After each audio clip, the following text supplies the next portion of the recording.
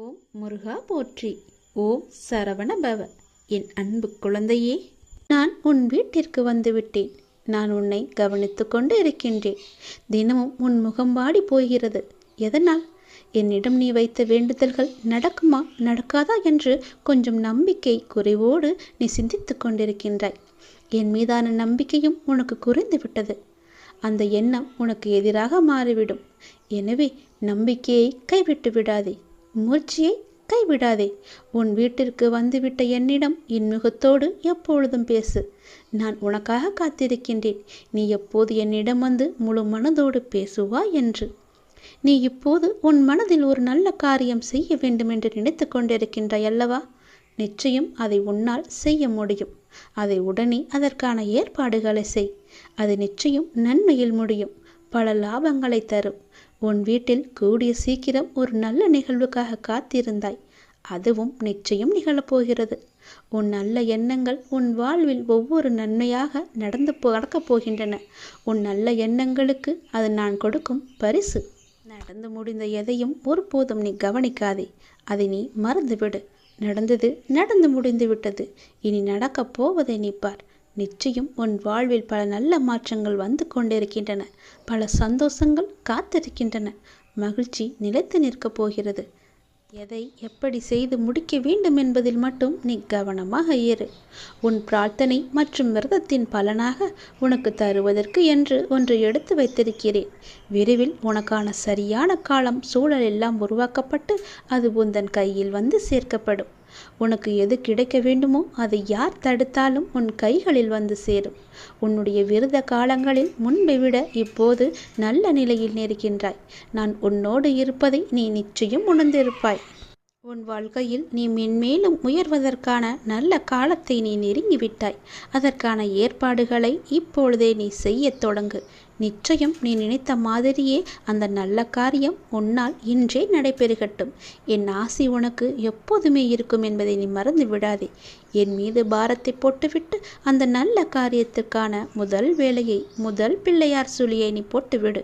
நிச்சயம் அது பல வெற்றிகளை குவித்து தரும். உனக்கு நன்மைகள் நடந்து கொண்டே இருக்கும்படி நான் மாற்றி அமைத்து தருகிறேன். அதற்கான கால நேரம் எல்லாம் வந்துவிட்டது. யார் தடுத்தாலும் இது நிச்சயம் நீ செய்ய வேண்டும். ஏனென்றால் உனக்கான காலம் இது. இது சரியான நேரம். உனக்கான காலம் கனிந்து வந்துவிட்டது. உன் மனதில் நினைத்ததை நீ செய்ய வேண்டிய நேரம் இது. கவலைப்படாதே. உனக்கு துணையாக நான் இருக்கின்றேன். எதுவும் சாத்தியம்தான். நான் உன்னுடன் இருக்கையில் நான் இருக்கின்றேன், நான் பார்த்து கொள்கிறேன் என்று சொல்வதற்கு ஒருத்தர் கூட இல்லாத பட்சத்தில் நான் உனக்கு துணையாக இருக்கிறேன். நீ செய். அது நிச்சயம் நன்மையில் முடியும். எனக்கு ஒருவர் இருக்கிறார், என் அப்பா இருக்கிறார் என்ற நம்பிக்கையோடு இதை நீ செய்ய தொடங்கு. எனக்காகத்தானே காத்திருந்தாய். நானே உன் வீட்டிற்கு வந்து விட்டேனே, பிறகு ஏன் குழப்பம்? செய். நிச்சயம் அது நன்மையில் முடியும்.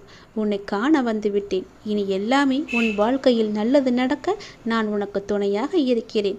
என்னுடைய விபூதியை எடுத்து நீ பூசிக்கொள். நிச்சயம் அது உனக்காக மட்டுமே இருக்கிறது. அது உனக்கு துணையிருந்து நீ செய்ய வேண்டிய காரியத்தில் எல்லாம் நிச்சயம் நல்லது நடக்கும்படி அதுவே உனக்கு துணையாய் இருக்கும். உனக்கு வெற்றி நிச்சயம். கடவுள் உன்னோடு இருப்பேன். நான் இருக்கின்றேன், நான் பார்த்து கொள்வேன் எனும் உன்னுடைய நம்பிக்கை ஒரு நாளும் வீண் போகாது. நிச்சயமாக நான் உன்னை பல சூழல்களிலிருந்து, கஷ்டமான இக்கட்டான சூழல்களிலிருந்து நான் உன்னை பார்த்து காத்து கொண்டு வருகிறேன். என் குழந்தையே, நீ எப்போதும் தைரியமாக இருக்க வேண்டும். வாழ்வில் சில விஷயங்களை நீ பூதகாரணமாக கற்பனை செய்து அச்சம் கொண்டிருக்கின்றாய். அப்பா, என்னால் முடியவில்லை என்று என்னிடம் வந்து புலம்புகின்றாய். கவலைப்படாதே.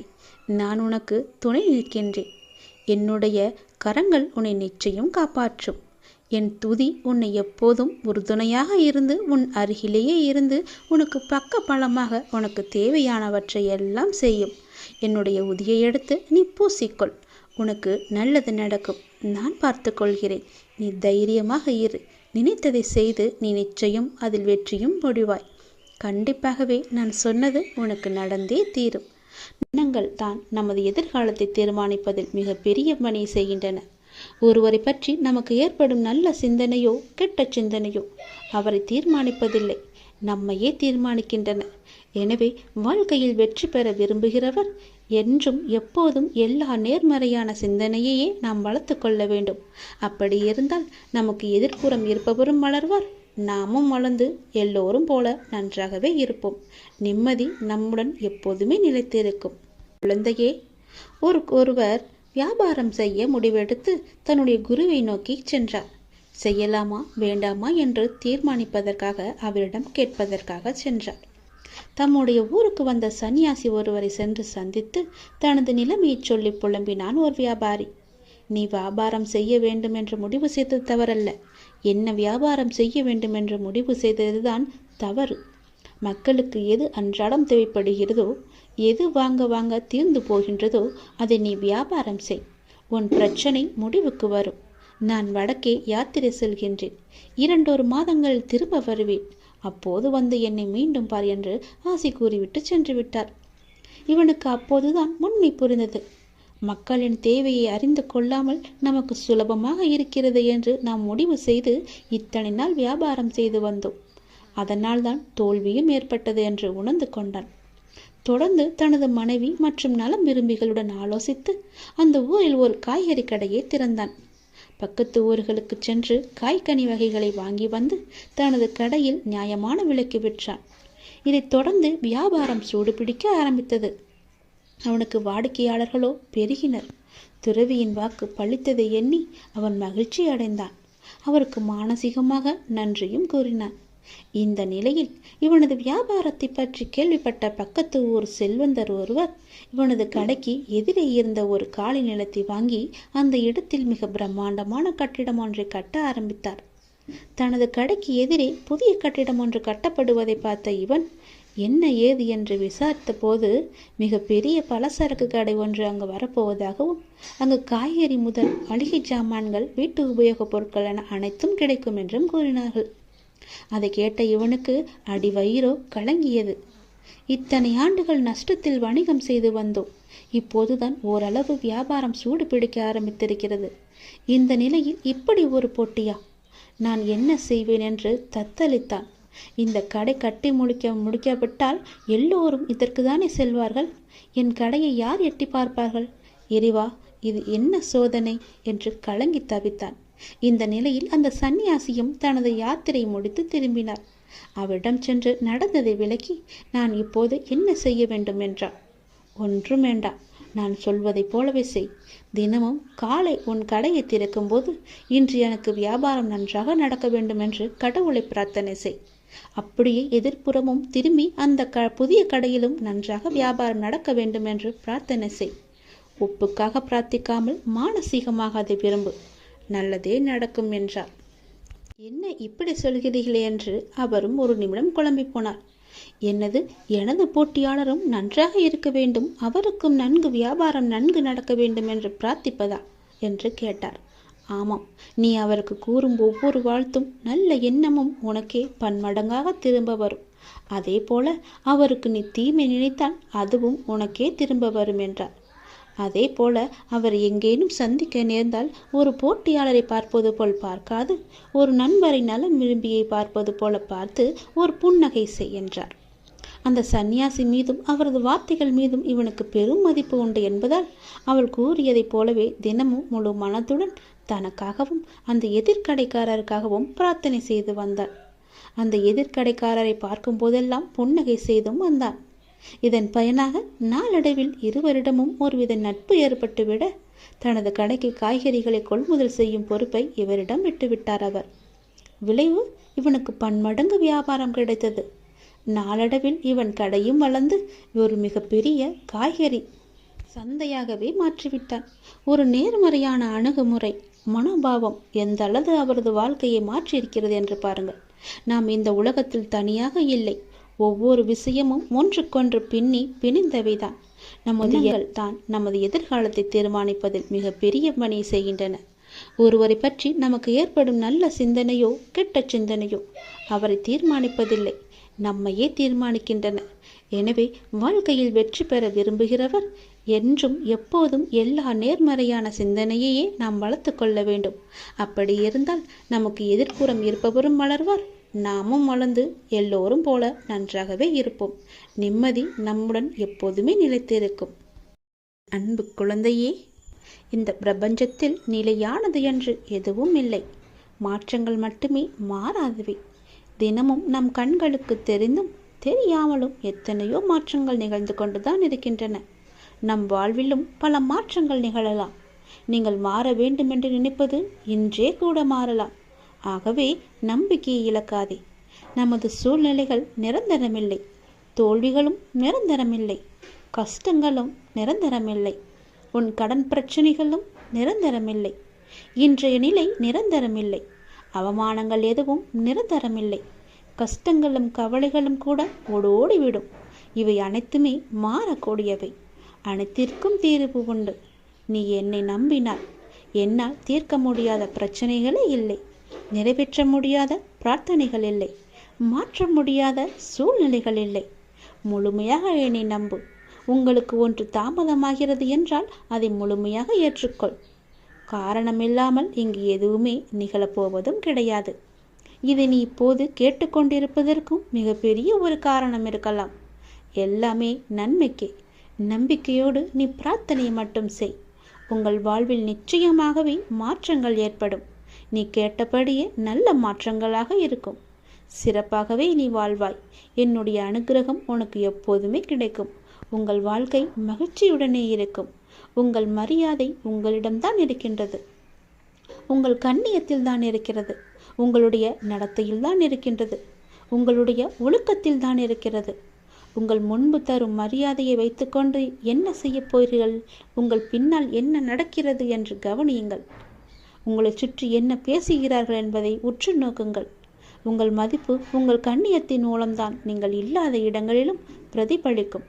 அவரா என்பதற்கும் அவனா என்பதற்கும் வித்தியாசம் இருக்கிறதல்லவா? உங்கள் செயல்களில் அது இருக்கிறது. உங்களுக்கென்று ஒரு பெயர், உங்களுக்கென்று ஒரு குணம், உங்களுக்கென்று ஒரு எல்லையை நீங்கள் வைத்துக் கொள்ளுங்கள். எவரையும் எடை போடாதீர்கள். எவரும் உங்கள் முன்னும் பின்னும் வேறு வேறு எடைகளில்தான் காட்சி அளிப்பார்கள். நம்பி விடாதீர்கள். யாரையுமே நீங்கள் நம்பி விடாதீர்கள். பெயரை வைத்துக்கொண்டு என்ன செய்கிற போகிறோம் என்று நினைக்காதே. அதுவே உங்களின் ஒரே நிம்மதி. நாம் என்னும் உயர்ந்த எண்ணங்கள் நம்மை சிறந்த மனிதராக மாற்றுகிறது. நமது வார்த்தைகளை நம்மை விளைவி கொடுக்க வைக்கிறது. செயல்கள், உறவுகள் அனைத்தும் நம் எண்ணங்களின் உருவங்கள். உன்னதமான எண்ணங்கள் தான் நம்மை எப்படி என்று தீர்மானிக்கிறது. நம் ஆளுமையை அதிகரிக்கச் செய்கிறது. எண்ணங்களின் உன்னதத்தன்மையால் பரமமான இந்த உலகில் வசிக்கும் இறைவனை நம் மனம் அடைகின்றது. அவரது அருகாமையை ஆன்மாவின் அனைத்து தேவைகளையுமே பூர்த்தி செய்கிறது. தப்பிக்க முயற்சி செய்யும் போது சூழ்நிலைகளின் கடினம் அதிகரிக்கின்றன. நாம் அதை எதிர்கொள்ள துணிந்தால் சூழ்நிலைகள் பணிந்து சாதகமாக மாறிவிடும். ஆனால் ஆன்மீக மனோபாவம் மிகவுமே அவசியம். இதை நினைவால் உருவாகும் தைரியம் உண்மைக்கு வெற்றியை முழு பரிசாகவே தரும். அதனால் இதை நினைவால் எப்போதுமே இறைவனுடன் நாம் ஐக்கியமாகுவது போல அவர் மீது முழுமையான நம்பிக்கை கொண்டு ஒவ்வொரு செயலையுமே நாம் செய்து வந்தால் நிச்சயம் வெற்றி நமக்கு பரிசாக வரும். உன்னுடைய காரியங்கள் அனைத்தும் வெற்றி பெறும். உன் துயரங்கள், உன்னுடைய வியாதிகள், உன் கடன் சுமைகள் அனைத்தும் உன்னை விட்டு விலகப் போகின்றது. கூடிய விரைவில் நீ விரும்பும் எண்ணங்கள் நிறைவேறப் போகிறது. செல்வம் பெருகப் போகிறது. உனது வளர்ச்சியையும் நீ மகிழ்ச்சியாக இருப்பதையும் பார்ப்பதற்கு நான் உன்னோடு உன் வீட்டிற்கே வரப்போகின்றேன். துயரங்களின் தாக்கத்தை தாங்க முடியவில்லை என்று புலம்பிக் கொண்டிருக்கின்றாய். உன் பாரதத்தின் பெரும் பகுதியை நான் சுமந்து கொண்டிருக்கின்றேன். உன்னை நான் எந்த நேரத்திலுமே கைவிட எண்ணியதே கிடையாது. உனக்காக நிழலாக, என்றும் உனக்காக நீ செல்லும் இடமெல்லாம் ஏதாவது ஒரு ரூபத்தில் நான் உன்னை துணையாக வந்து காப்பாற்றிக் கொண்டே இருக்கின்றேன். மனதையும் வாக்கையும் செயலையும் ஒருமுகப்படுத்தி நேர்மையாகவும் முள்ளப்பூர்வமாகவும் நீ செயல்படுத்த பழகிக்கொள். அவ்வாறு நீ உன் வாழ்வில் செயல்பட துவங்கினால் உன்னுடைய துக்கங்கள் அனைத்துமே ஒரு முடிவுக்கு வந்துவிடும். அனைத்து துன்பங்களும் விலகிவிடும். உன் வாழ்க்கையில் என்ன நடந்தாலும் உனது நன்மைக்காக மட்டுமே நான் நடத்துகிறேன் என்பதை நீ நம்பு. என் குழந்தையாக நீ எதற்கும் எப்போதும் யாருக்காகவும் நீ பயப்பட வேண்டாம். எல்லாமே நீ விரும்பியது போலவே நல்லதாகவே நடக்கும். இது உன் அம்மாவாக, அப்பாவாக, உன் குருவாக என்னுடைய சத்திய வாக்கு இது. எல்லா மங்களங்களும் உனக்கு விளையப் போகின்றது. எந்த ஒரு சூழ்நிலையிலும் நீ கவலை மட்டும் நீ படக்கூடாது. எதிர்மறை எண்ணத்தை உன் மனதிற்குள்ளே கொண்டு வரக்கூடாது. எப்போதும் நீயும் உன் வீடும் நேர்மறையாகவே எப்பொழுதும் சூழ்ந்து இருக்கட்டும். நேர்மறையை மட்டுமே உனக்குள்ளும் உன் வீட்டிற்குள்ளும் கொண்டு வா. தன்னை நாடி வருபவர்களிடம் எந்த வித்தியாசங்களையும் நான் ஏற்ற இறக்கங்களையும் நான் பார்க்க மாட்டேன். தன் சன்னதியை அடைந்து கண்மூடி நம்பிக்கையுடன் பிரார்த்தனை செய்பவர்கள் மேல் தன்னுடைய பேரருளை நான் வியாபிக்க செய்கின்றேன். இன்றைய தினம் என்னுடைய பேரருளை நீ பெற்று வாழ்வாங்கு வாழப்போகின்றாய். சந்தோஷங்கள் பொங்க நான் உன்னை ஆசீர்வதிக்கின்றேன். என்னை சரணாகதி அடைந்தவர்கள் துன்பத்தில் விழும் தருவாயில் கூட அவரது கை கொடுத்து நான் தூக்கி விடுகிறேன். கைபிடித்து எழுந்து என்னிடம் வந்து விட்டால் போதும், நான் அவர்களை பார்த்து கொள்வேன். நிச்சயம் உன்னுடைய எதிர்காலம் மிக சிறப்பானதாக மாற்றித்தர நான் உனக்கு சத்திய வாக்கு தருகிறேன். கடந்த காலத்தை நீ கடந்து வந்தால்தான் எதிர்காலம் உனக்கு கைகூடி வரும். நடந்து முடிந்தது அனைத்துமே பாடம். அதை மீண்டும் மீண்டும் நினைத்து கொண்டிருந்தால் கண்முன் இருக்கும் வாய்ப்பும் கண்ணுக்கு தெரியாது போய்விடும். நல்ல திசை, உனக்கு நல்லதே நடக்கும். இந்த அப்பன் எப்போதுமே உனக்காக மட்டுமே இருக்கின்றேன். உன் நல்லதுக்காகவே நான் வாழ்ந்து கொண்டிருக்கின்றேன். உனக்கு நல்லது செய்யவே உனக்கு துணை புரிந்து கொண்டிருக்கிறேன். எல்லாவற்றிலும் நீ ஜெயிக்க என்னுடைய ஆசிகளையும் எப்போதும் நான் உனக்கு வழங்கி கொண்டே இருப்பேன். நல்லது நடக்கும். நான் உனது கோரிக்கையை நிறைவேற்றப் போகின்றேன். இரட்டிப்பு மகிழ்ச்சியுடன் நல்ல செய்தி சொல்லத்தான் நான் இப்போது வந்திருக்கிறேன். நீ இதை கேட்கும் நொடியே நீயும் உன் இல்லமும் சுபிட்சம் அடையப் போகிறது. மகிழ்ச்சியும் கிடைக்கப் போகிறது. நீ விரும்பியது எல்லாம் உனக்கு கிடைத்து கொண்டே இருக்க போகிறது. அப்பா உனக்கு நல்ல செய்தி சொல்ல வந்திருக்கிறேன். மன மகிழ்ச்சியுடன் சந்தோஷமாகவே இருக்கிறேன். நீ வாழ்ந்து கொண்டிருக்கும் இந்த தற்போதைய வாழ்க்கை நான் உனக்கு கொடுத்தது. இதில் நீ அனுபவிக்கும் அத்தனையுமே நான் உனக்கு ஆசீர்வதித்து கொடுத்தது. இதை நீ எப்போதும் ஒரு நாளும் மறக்கக்கூடாது. இதை நீ புரிந்து கொண்டால் மறுகணமே உனது கண்கள் முன்பு நான் தோன்றுவேன். நம்பிக்கையோடு இதை நீ என்னை ஏற்றுக்கொண்டால் மட்டுமே இது சாத்தியமாகும். உன்னை தேடி உனது இல்லம் நாடி உன்னுடன் சேர்ந்து சாப்பிடுவதற்கு நான் வந்து கொண்டே இருக்கின்றேன். எனக்கு பிடித்த உணவை தயார் செய்து வை. உன் வீட்டில் வந்து தங்கி அதை நான் உண்ணப் போகின்றேன். உன்னை நீ தயார்படுத்திக்கொள். எனது பரிபூரண ஆசீர்வாதம் உனக்கு கிடைக்கப் போகின்றது. அளவில்லாத மகிழ்ச்சி உனக்கு கிடைக்கப் போகின்றது. எனது காலடி படும் நேரம் உன்னுடைய வீடும் நீயும் சுபிட்சம் அடையப் போகின்றாய். இதுவரை இல்லாத அளவு பெருமளவு இரட்டிப்பு மகிழ்ச்சியுடன் நீ சந்தோஷமாகவே வாழப் போகின்றாய். நீ என்னிடத்தில் வைத்த கோரிக்கைகள் எதுவாக இருந்தாலும் அது நிச்சயம் நிறைவேறப் போகின்றது. நீ விரும்பியது எல்லாமே உனக்கு கிடைக்கப் போகின்றது.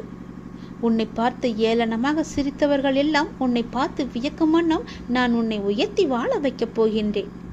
நடப்பது இனி நடக்கப் போவது இதுவரை நடந்தது எல்லாமே என்னுடைய அனுகிரகத்தால் தானே, என்னுடைய துணையால் தானே, என்னுடைய லீலைகள் தானே. அப்படி இருக்கும்போது இனி நடப்பதும் நீ நடந்து கொண்டு இருப்பதும் எல்லாமே என்னுடைய நன்மைகளாக மட்டுமே உனக்கு இருக்கும். நடத்தியதும் நடத்தப் போவதும் நீ நடப்பவை அனைத்துமே நன்மை தருவதாக மட்டுமே இருக்கும்.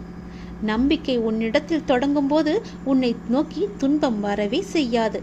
என் மீதான நம்பிக்கையை நீ வலுப்படுத்த அந்த துன்பமானது உன்னை கண்டு ஓடோடிவிடும். நீ எப்போதெல்லாம் என் நாமத்தை நீ சொல்லிக்கொண்டே இருக்கின்றாயோ, நம்பிக்கையோடு என்னை நினைத்து உன் வீட்டில் தெய்வம் ஏற்றுகிறாயோ, அந்த நொடியே உன் வீடு சுபிட்சம் அடையும். என் காலடி உன் வீட்டில் பட்டவுடனே உனக்கான நல்ல நல்ல மாறுதல்கள் எல்லாம் ஒன்றின் பின் ஒன்றாக நடக்கத் தொடங்கும்.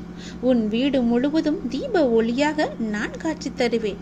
உன் வீடு சுபிட்சமடைய நான் உன் இல்லத்திலேயே தங்கப் போகிறேன். உன் வீடு எப்பொழுதும் தெய்வ கடாட்சம் நிறைந்ததாகவே இருக்கப் போகிறது.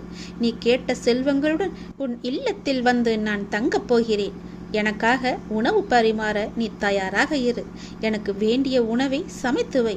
நான் வந்து சாப்பிடுகிறேன். எல்லாமே உனக்கு நல்லதாகவே நடக்கும்.